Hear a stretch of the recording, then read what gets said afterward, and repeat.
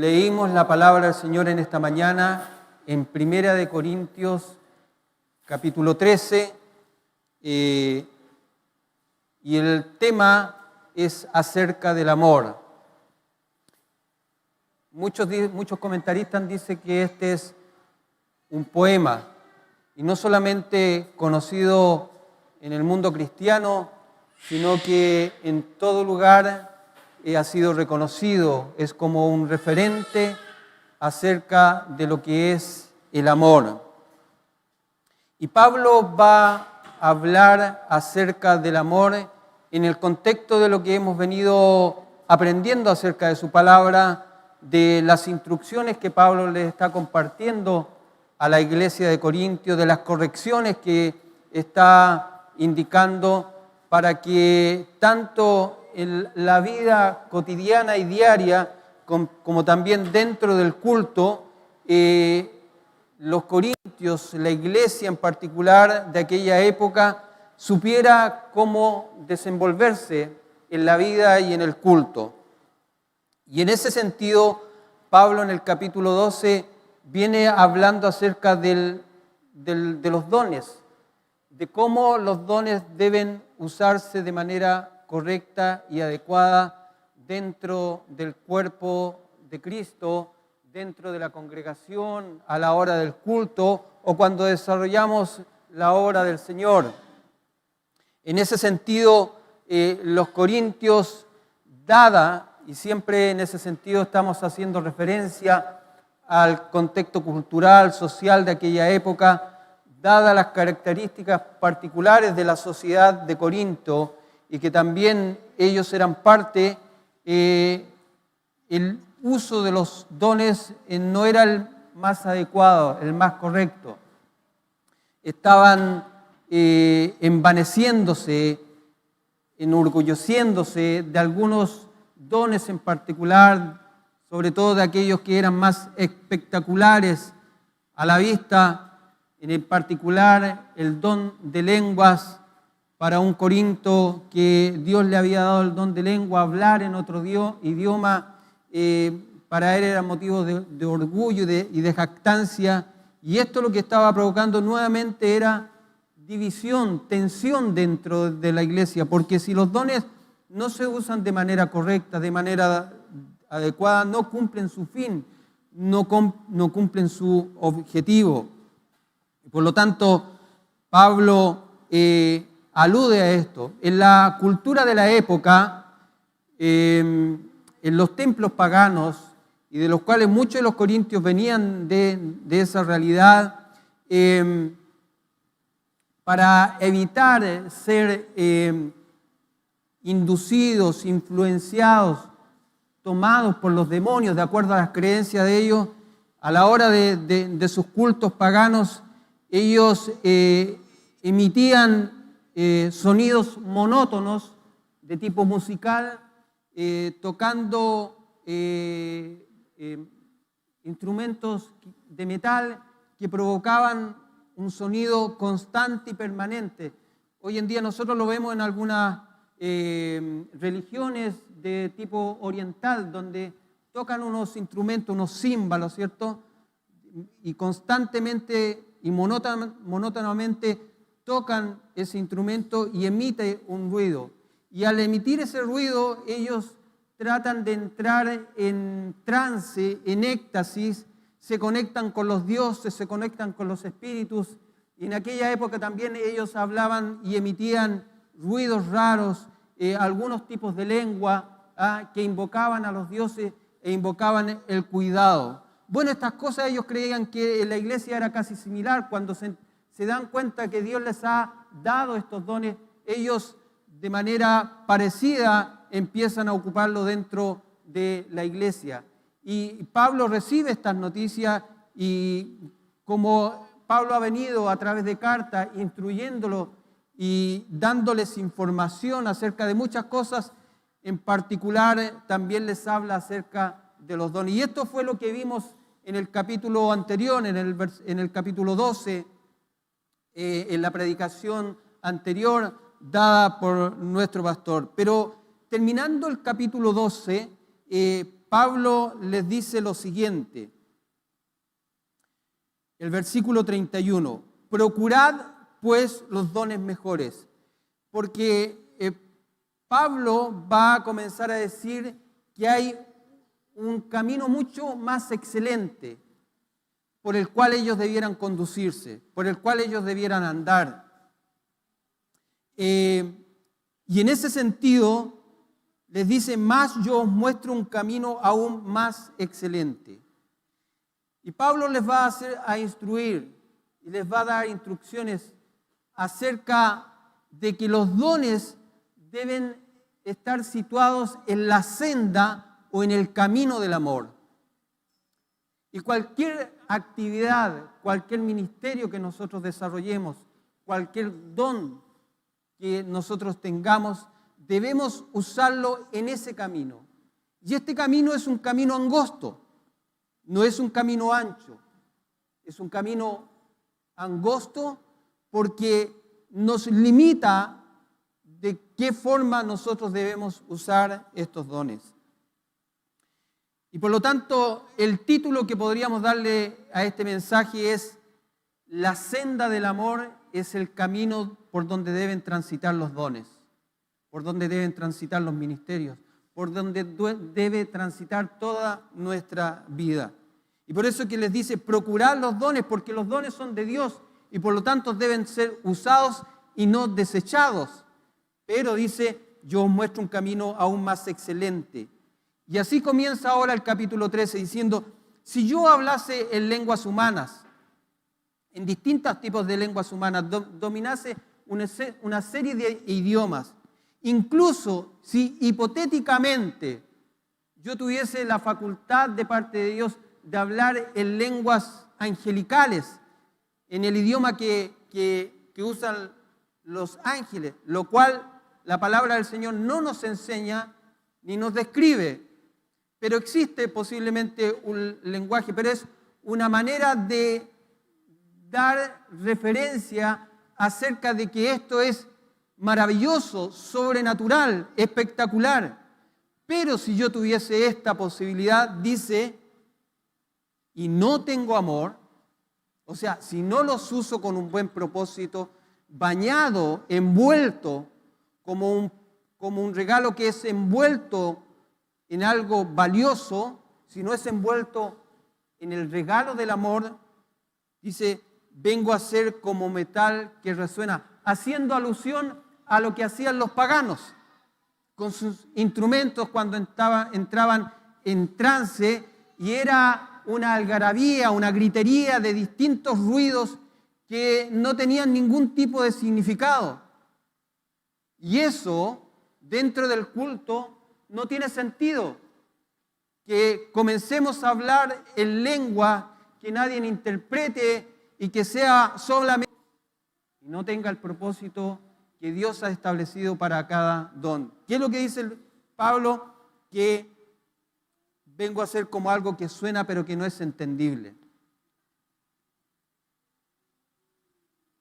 Por lo tanto, podríamos comenzar diciendo esta primera parte de este mensaje, que en los versículos del 1 al 3, como principio, Pablo establece que el valor del don, el valor de un ministerio, de cualquier cosa que nosotros hacemos, deriva del uso en el amor y en el amor de Dios. Hablar en lenguas sin amor es solo un metal que resuena, dice en el versículo 1. Usar un don sin su propósito es tan poco provechoso al bien común como metales chocando entre sí. Mucho ruido, pero nada más. ¿Ah? Como cuando rompemos muchas nueces, pero no hay nada de nuez, pocas nueces. ¿Ah? Existe un dicho popular que no me lo sé muy bien pero la idea usted la entiende, usted la comprende. ¿Ah? En segundo lugar, dice que el poder de la fe, o sea, el tener toda la fe del mundo, el hacer grandes milagros, si no lo hacemos con el amor, es como hacer nada. no tiene sentido. Si estos maravillosos dones son empleados solo para el propio beneficio y no para la edificación de los otros miembros del cuerpo de Cristo, carecen de valor y el que los tiene no es nada. No quiere decir que la persona no valga nada, sino que lo que está haciendo no ayuda a nadie. Porque recuerde que en los capítulos anteriores, todo lo que hacemos tiene que ser en beneficio de los demás, no mirando nuestro propio beneficio, en el uso de la libertad, en el uso de nuestros derechos, en lo que hacemos es en beneficio del cuerpo de Cristo y no necesariamente de nosotros. Y como rebote, como resultado, crecemos en eso. Y por lo tanto, en el versículo 3, Pablo va a decir, usted puede ir siguiendo la lectura bíblica, en el versículo 3, las mejores obras, aunque sean hechas valientemente, con mucho valor, dice, aunque yo diese mi cuerpo para ser quemado, ¿qué más heroico, qué más valiente que por alguna causa uno entregue su cuerpo y sea quemado? Como comenzó a ocurrir durante muchas épocas, en la época de la persecución sobre los creyentes. Muchos creyentes fueron quemados. Recuerden que en el tiempo de Daniel fueron echados al horno de fuego ardiente, ¿cierto? Pero fueron librados porque el amor de Dios estaba en ellos. Entonces, en estos primeros 3 versículos, de manera radical, Pablo establece y enfatiza la prioridad del amor por sobre todas las cosas. Ahora, podríamos preguntarnos, ¿qué amor? Porque si conversamos con alguien, puede tener una definición acerca de lo que es el amor. Y nosotros también podemos tener una definición de lo que es el amor. Y hoy en día nuestra sociedad de alguna manera ha definido lo que es el amor. Pero ese tipo de amor no es el que nos está hablando Pablo, lo que nos está hablando el Espíritu Santo.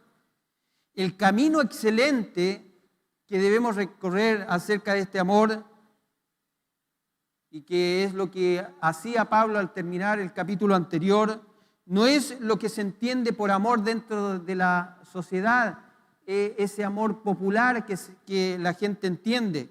Por ejemplo, como asociarlo a dar limosna, o el amor de pareja, o el amor entre familia. Ese es un tipo de amor, pero Pablo está hablando de otro tipo de amor. Este amor viene de Dios. Y el Nuevo Testamento para eso emplea, en este caso particular, una palabra bien especial en el griego, que es el ágape. Este amor ágape se diferencia de otras clases de amor. La esencia de este amor ágape es la buena voluntad. Dios tiene buena voluntad para con el hombre. La benevolencia y el placer voluntario y no forzado en el objeto de amor. Dios, a través de Jesucristo, se dio en amor voluntariamente por nosotros. El amor de Dios está señalado, ejemplificado en la cruz de Cristo, en los sufrimientos de Cristo. Ese es el amor. El amor de Dios reflejado en Cristo se refleja en lo que dice también en Corintios, que Cristo ama a su iglesia y el varón debiera imitar a Cristo en su amor, en su expresión de amor. Esa es la medida del amor a la cual Pablo exhorta a la iglesia de Corintio y nos exhorta también a nosotros. Ágape no se usa en el Nuevo Testamento para referirse al amor sexual o romántico, ni tampoco se refiere a una amistad cercana o a un amor fraternal, para cual en este caso se usa la palabra griega filea. El amor ágape implica fidelidad, compromiso. Tiene que ver más con la voluntad que con las emociones. Porque hoy en día lo que se define como amor está señalado, envuelto, camina por la senda de las emociones. Y por eso es que es de tan corto plazo, de tan corta duración.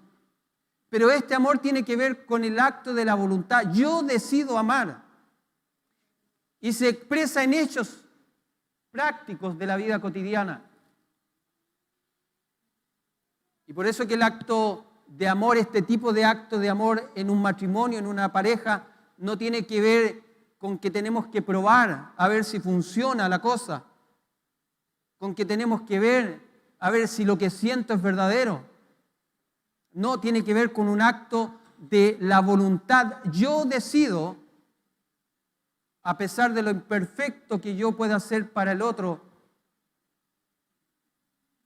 es una decisión. Cristo ante el Padre decidió como un acto de amor venir a esta tierra y ceder todos sus derechos. Y por eso que podemos estar reunidos en esta mañana nosotros, como cuerpo de Cristo, la obra de Cristo, el amor de Cristo se ha hecho realidad en nosotros. Y es el amor al cual nosotros debiéramos aspirar. Se distingue de los otros tipos de amor por su excelencia y su elevada naturaleza moral y ética. Este tipo de amor es el que Pablo describe en este capítulo 13. Más que definiéndolo, ahora Pablo nos va a dar las características. Pablo nos da una definición del amor. No dice, el amor es esto, como cuando se define en Hebreos la fe. La fe es la certeza de lo que, ¿cierto?, no vemos. Hay una definición. Acá Pablo no da una definición, sino que da características, lo que no es y lo que es. Y por lo tanto, si nosotros leemos del versículo 4 al 8, vamos a ver estas características. Primero dice que es sufrido. Es decir, se negará a la presión para hacer el mal. Sufrirá. La presión es que actúes como todo el mundo, que hagas lo malo, pero sufrirá esa necesidad, se negará a sí mismo. Además, soportará con paciencia los rasgos desagradables de carácter de otra persona. Tiene paciencia. No solamente con los que ama. Esa es una clara señal del amor de Dios. Si ustedes se ríen algunos, es parte de nuestra vida, ¿cierto? Es parte de nuestro quehacer. Porque así como nos soportan a nosotros y tienen paciencia, nosotros también tenemos que tener. Es una clara señal del amor de Dios. Así que si usted no me tiene paciencia, yo sé que no tiene el amor de Dios. Bueno, es sufrido en ese sentido. Evitará la venganza rápida. Es benigno, dice el apóstol Pablo. Por el contrario, así como es sufriente, o sea, se niega, al ser benigno no se niega, sino que se da, se abre confiadamente, incluso con las expectativas de no ser correspondido, pero se abre, es ingenuo en ese sentido, inocente, en ese sentido en particular. Porque recuerde que el Señor nos ha dado discernimiento para conocer todas las cosas. Pero en ese sentido no va con buscar algo, sino que de buena gana se da. no se niega en hacer el bien a los demás. No tiene envidia. Y la Biblia está llena de ejemplos de familias y hombres envidiosos. Caín mató a su hermano por envidia. Los hijos de Jacob le tenían envidia al hijo menor, José, y lo vendieron. Quisieron matarlo por envidia. La Biblia nos enseña acerca de este mal peligroso. Y dentro del cuerpo de Cristo es sumamente peligroso y dañino. Incluso la Escritura lo asimila al asesinato en ese sentido. Debemos alegrarnos con los logros de los demás. Debemos estar contentos y gozosos que los hijos de Dios vayan prosperando, sean bendecidos y no sentir envidia. No es arrogante, no es jactancioso. De los dones que posee, sobre todo los corintios y sobre todo el hablar en lengua, eran en particular así, jactanciosos, envanecidos. Yo soy el que tengo el don más importante y deben darme el tiempo y el lugar para desarrollar mi don. Y si no, me voy a otro lugar, porque aquí no tengo espacio. Es un envanecido. Y esa actitud no debe estar en nosotros. Por lo tanto, si hiciéramos una definición de lo que Pablo habla en estos versículos, el amor verdadero de Dios forjará un buen carácter en el creyente. Eso es lo que Pablo espera, que todas estas cosas, algunas negativas, salgan, desaparezcan y las otras crezcan, se noten, se reflejen en el carácter de cada uno de nosotros. No hace nada indebido. ¿Conoce alguna persona que tenga poco tacto, poco tino usted? Que siempre cuando habla un poco de más, hace un comentario de más. Es que yo no quise decir eso, bueno, pero ya lo dijo.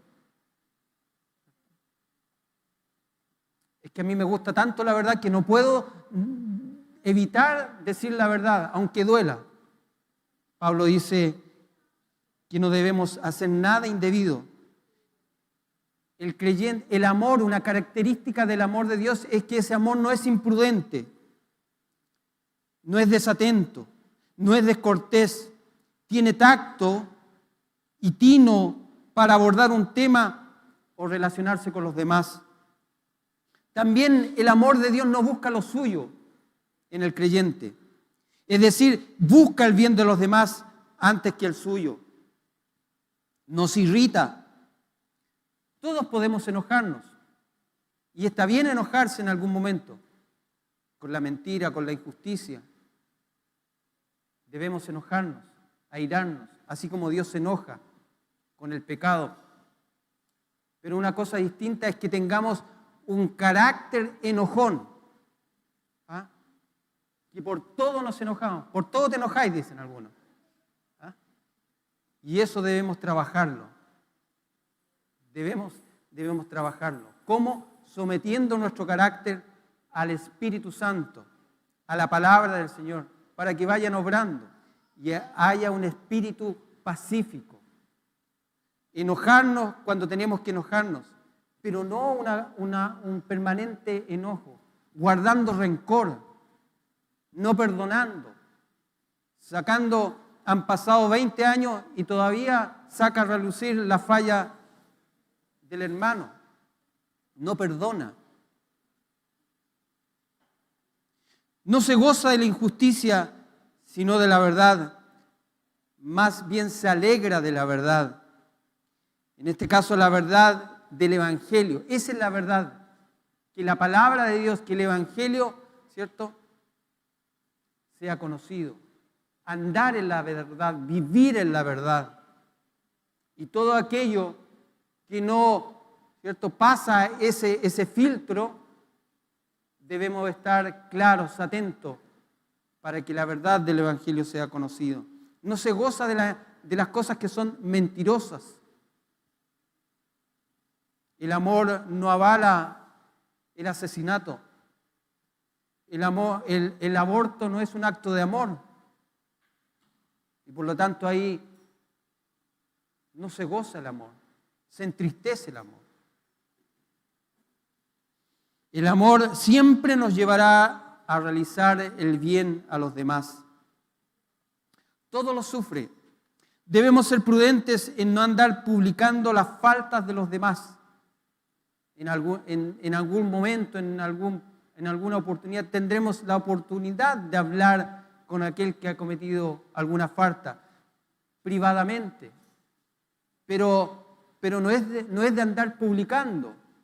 Este hermano es así, este hermano hace esto, este hermano no aprende, este hermano nunca va a cambiar. Y lo publica permanentemente las fallas, las faltas de los demás. Es una actitud incorrecta. Todo lo cree.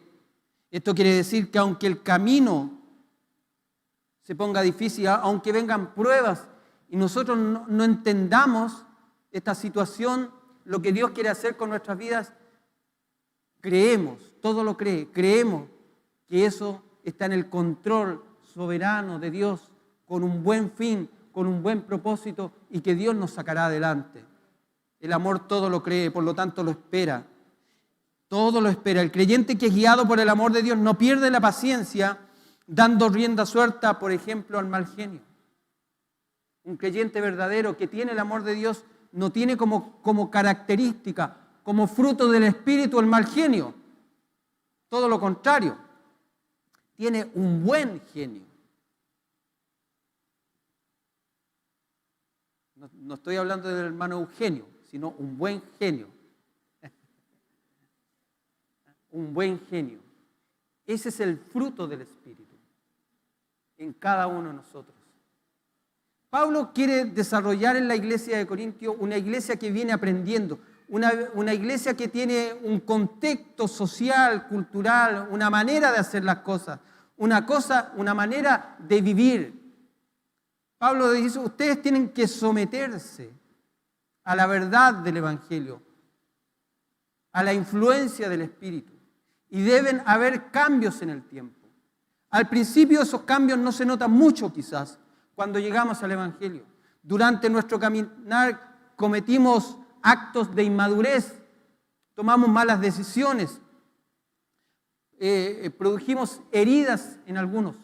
Pero en la medida que nos sometemos a la verdad de su palabra, a la verdad del Evangelio, que nos sometemos al dominio, al señorío de Cristo, a la influencia de su Espíritu Santo, estas cosas van desapareciendo.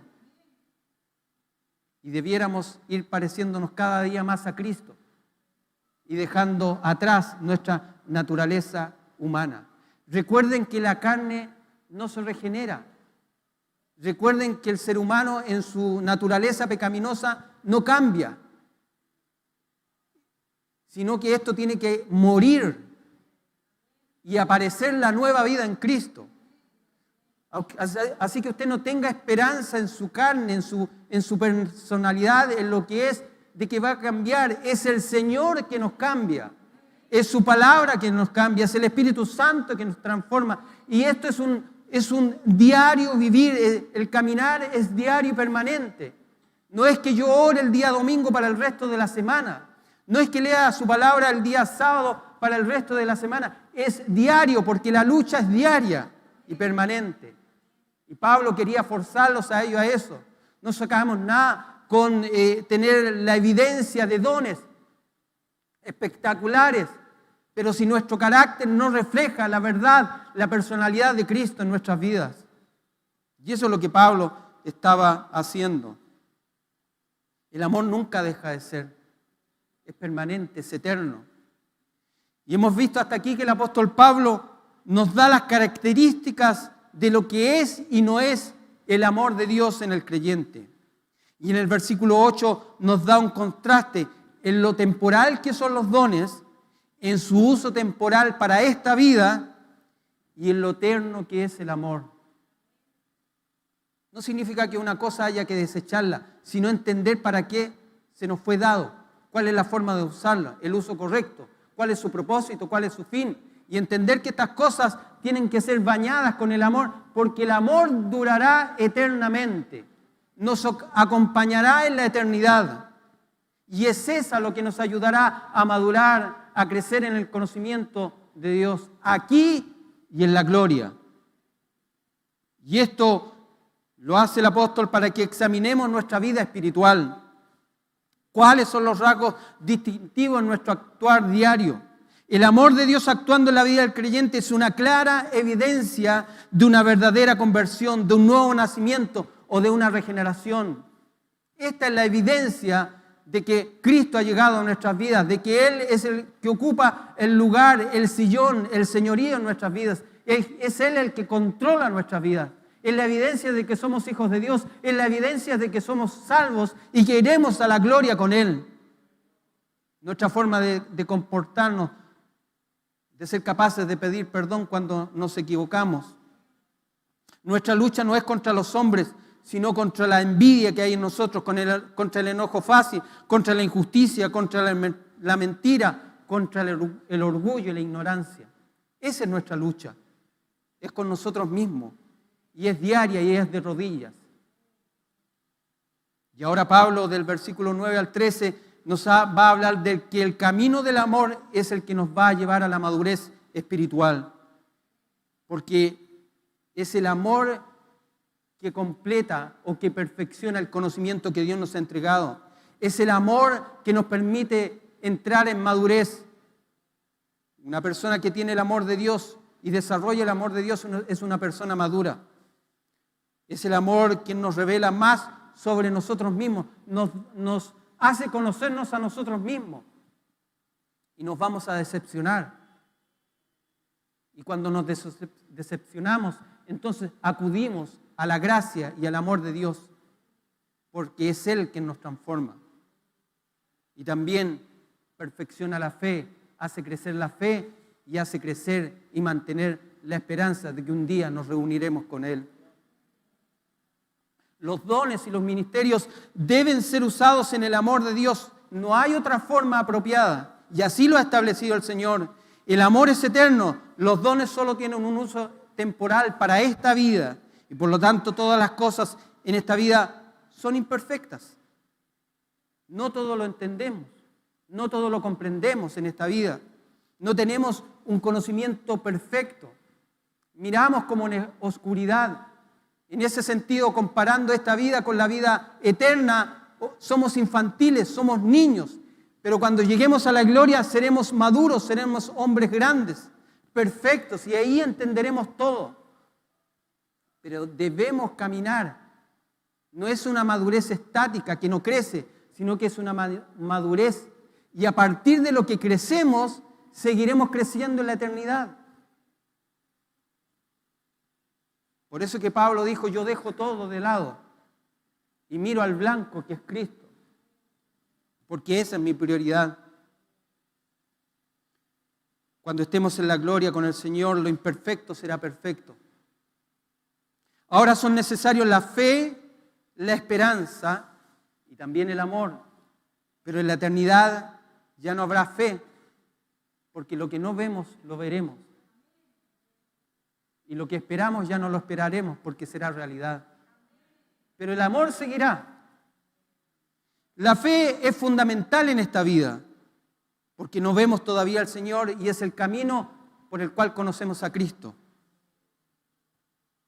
Dice Pablo en 2 Corintios capítulo 5, versículo 7, porque por fe andamos y no por vista. Y como decíamos, y la esperanza se convertirá en realidad. Porque en esperanza, dice Pablo en Romanos capítulo 8, en esperanza fuimos salvos, pero a la esperanza que se ve no es esperanza, porque lo que alguno ve, ¿a qué esperarlo? Por eso esperamos algo que todavía no es realidad. Dios nos ha bendecido. Dios nos ha dado seguridad y certeza. Su Espíritu Santo está en nuestras vidas, en nuestros corazones. Y el Espíritu Santo garantizará que lo que hoy es esperanza, el día de mañana sea realidad. la fe, la esperanza y el amor son lo que designan algunos comentaristas bíblicos como los principales puntos o principios cardinales morales característicos de todo cristiano.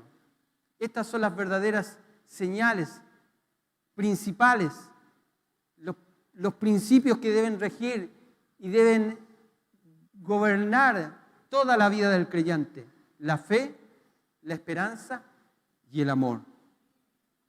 Estas gracias del Espíritu son superiores a los dones del Espíritu. No significa que los dones no sean necesarios, sino que en términos de importancia, estas cosas son superiores. Y también son permanentes.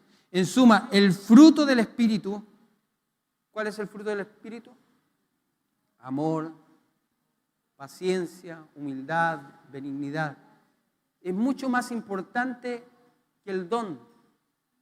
El don debe ser usado con el fruto. El fruto gobierna. El fruto guía el uso del don.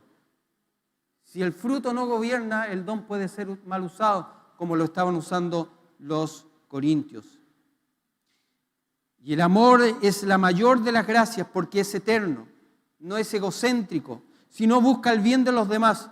Por lo tanto, la fe y la esperanza se someten o deben estar arraigados en el amor de Dios para que cumplan su objetivo. En el cielo, el amor será perfecto. Allá sí amaremos perfectamente a Dios. Allá nos amaremos perfectamente unos a otros. Qué glorioso, qué bendito este estado. Amarnos de manera perfecta, sin imperfecciones. Y eso es lo que nos espera. Y para allá vamos. No hay nada en esta vida que supere a la vida en el cielo.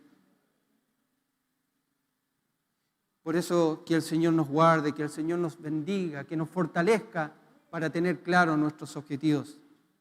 Pero, aunque miramos el cielo con expectativa, mientras el Señor no nos llame a su gloria, mientras el Señor no nos llame a su presencia, nos queda tiempo para crecer en amor. El amor ágape no viene a nosotros de manera natural. No es algo que está en nosotros. Debido a nuestra naturaleza pecaminosa y caída, somos incapaces de nosotros de generar ese amor. No es natural en nosotros. Lo que es natural en nosotros es el egoísmo. Es el egoísmo. Si hemos de amar como Dios ama, ese amor, es decir, ese amor ágape, solo puede venir de Dios. Y es a Él a quien debemos pedirlo. Que Él nos llene, nos inunde. Y Él está esperando con los brazos abiertos para derramar de su Espíritu sobre nosotros. Él no es egoísta, porque Él no es que tenga amor, Él es amor. Y aquel que tiene amor quiere compartir ese amor con otros. Este es el amor que ha sido derramado en nuestros corazones, dice Pablo, por el Espíritu Santo que nos fue dado. Cuando nos convertimos en sus hijos, en esto hemos conocido el amor, en que Él puso su vida por nosotros, así que también nosotros debemos poner la vida por nuestros hermanos. Por causa del amor de Dios hacia nosotros, somos capaces de amarnos de manera como Dios ama a sus hijos. Entonces, para ir terminando, la tarea nuestra, lo que debemos procurar y en lo que debemos estar ocupados es en lo siguiente: hacernos la siguiente pregunta. Saber si este amor de Dios, este amor divino, habita en nuestros corazones. Y si nos ha llevado a conducirnos como corresponde con todos los hombres, ¿estamos dispuestos a dejar de mirarnos por un momento solamente hacia nosotros? De ver nuestras necesidades, de ver que no nos hagan daño, de protegernos, de encapsularnos evitar el contacto con los demás por temor a que nos defrauden y abrirnos como Cristo se abrió con nosotros y desarrollar el amor de Dios que hay en nuestra vida con los demás. Y es aquí un llamado a estar alertas, a estar diligentes, a estar orando siempre, en todo tiempo, porque la senda del amor es el camino por donde deben transitar los dones que el Señor nos ha dado y que nos ha regalado para uso y en beneficio del cuerpo de Cristo. Que el Señor bendiga su palabra en nuestros corazones.